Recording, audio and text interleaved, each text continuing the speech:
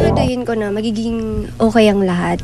Alam mo yun, yung wala akong matatapakan, wala akong masasagasaan. Nitong Huwebes, nakuna ng StarTalk TX si Rocco Nasino na nanonood sa taping ng Family Feud. At ang pinapanood nito, walang iba kundi ang rumored girlfriend nitong si Sheena Halili. Hindi, bakit? Hindi, galing ako rehearsals eh. Oo, nag-rehearse siya. Maingay ata sa baba. Nanonood ako. Taping pala, no? May taping pala. Ay, nag-text ako agad. Uy, nasa Family Feud ka pala. Caught on cam pa nga ang sweetness ng dalawa, lalo na tinutukso ng mga staff ng nasabing programa. Diba yung nag-blush ka talaga pag sumagawa? Uminom mo. Kinakabahan ka, papainom ka ng tubig. Kasi naglaro na yan. Ako naman, noon pa. Noong actual taping, namataan si Roccong nakaupo katabi ang ina ni Sheena. Ang best ko ba na-meet si Mami? Si Mami talaga. So ano ngayon yung level niyo talaga close friends na? Level 35, yun ba? Hindi, close friends nga lang. We're very good friends. Pero kung magawa, Hindi pa nagbabago. But prior to this interview, ilang ulit na rin nakitang magkasama ang dalawa. Isa pang araw ang pagji-gym sa bonding moment nila.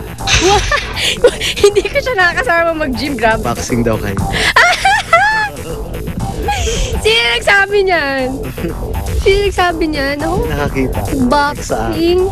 Hindi, ang nakakasama ko sa boxing, nakakita ko doon sila yung mga kasama ko nga sa Amay. Bagamat hindi umaamin ang dalawa, in a previous interview, nagsabi si Rocco na si Sheena ang nagsisilbing inspirasyon niya. Wow, talaga. Thank you.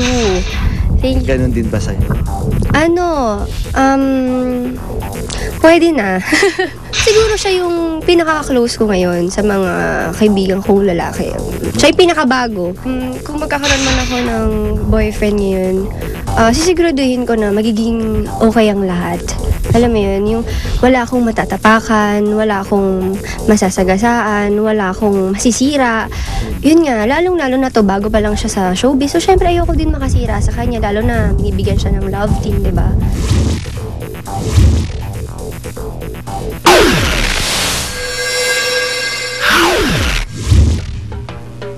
A baby boy for Krista and Nino. Ito ang nakalathala sa Funfair column ni Ricky Lo ngayong araw sa Philippine Star.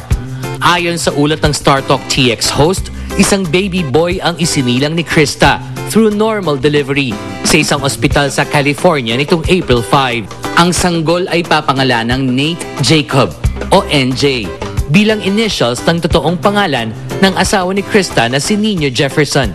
Baby NJ weighed 8.6 pounds and measured 20 inches long. Ipinagmamalaki ni Krista na binebreastfeed niya ang kanilang baby. Ba't ka nag-decide na normal delivery, hindi cesarean? Actually, pinipilit ko talaga na normal delivery and then hindi na-anticipate namin nung ni Dr. Reyes, yung doctor ko, na ganun pala siya kalaki. Oo, glaki. Tapos yung position pa niya, imbes na dapat yata nakadapa or something, paharap siya. So gusto talaga niya lumabas siya. May niya lahat ng mga tao. Parang gano'n. Oo, parang baliktad yung position niya. Ilang hours ka nag-labor? Yung labor, actually, mas madali. Parang mga 5 hours lang. Pero yung pushing, sabi niya, kung hindi gano'n yung position, mas mabilis. Mga 1 hour and a half. Pero sinabi niya, for first time nga daw, mag-sorted daw ako na mabilis, not for me. Pero of course, andun si Nino sa side mo, no? Tinutulong ka. Yes, andun siya. Hindi mo pa siya minubuha. Ganun daw usually, di ba? Ay, hindi. Sobrang okay nga siya na support. Oo, supportive. Kasi siya yung, very supportive. Siya yung nagtipil lang, push, gano'n siya. Tapos after ko mga anak, yung mga kasama namin sa labas, yung mga kasabay, sabi nila, I thought your husband was the one giving birth. Pinaghandaan daw ni Krista ang kanyang pagbubuntis. So, Krista, noong buntis ka ba, nagbasa ka ng mga books na expecting what to expect, sabi niya, expecting mga gano'n? Oo, wala akong ginawa kung hindi mag-attend ng mga childbirth class, breastfeeding, lahat. Talagang, alam mo yung prepare ko talaga yung sarili ko for a different life na. Siyempre, si Nino, katulong mo sa pagpapalit ng lampin, pag-prepare ng feeding bottles, diba? Ay, di ba? Rin naman siya. Hindi nga nakakatulog sa gabi. So, napapayaan ko ante yung business, pero sabi ko, sige, nakauwi na kami sa bahay, back to work na rin siya. So, Krista, kailan ang binyag at sino-sino magiging ninong at ninang? Wow, wala pa, hindi pa namin nagdi-discuss eh. Pero siguro in a few months. So, Krista, supposed to be magpapakasal kayo last November dito, ano? Yes, oo. Nabuntis ka, hindi natuloy. Kailan matutuloy Oo ang kasal at saan? Ay nako, sana dyan pa rin.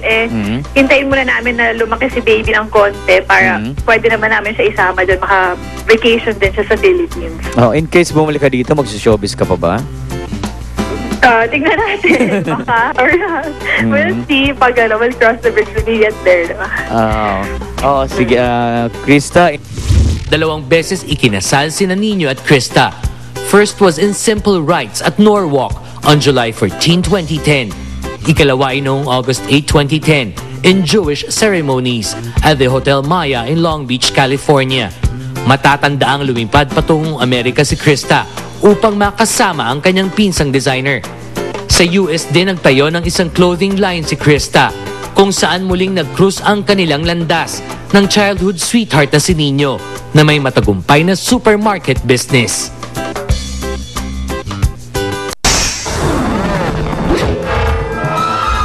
Chris Aquino on Love and Marriage. Never again as of April 5. A. Panindigan mo yan, Chris. B. Narinig ko na yan, girl. To vote, just type react space A or B and send to 4627.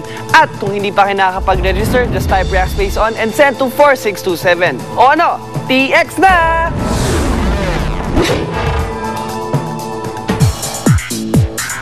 Tuloy-tuloy ang pagbuhos ng mga intriga sa Star Talk. Hatid ng Sunsilk with Nano Complex.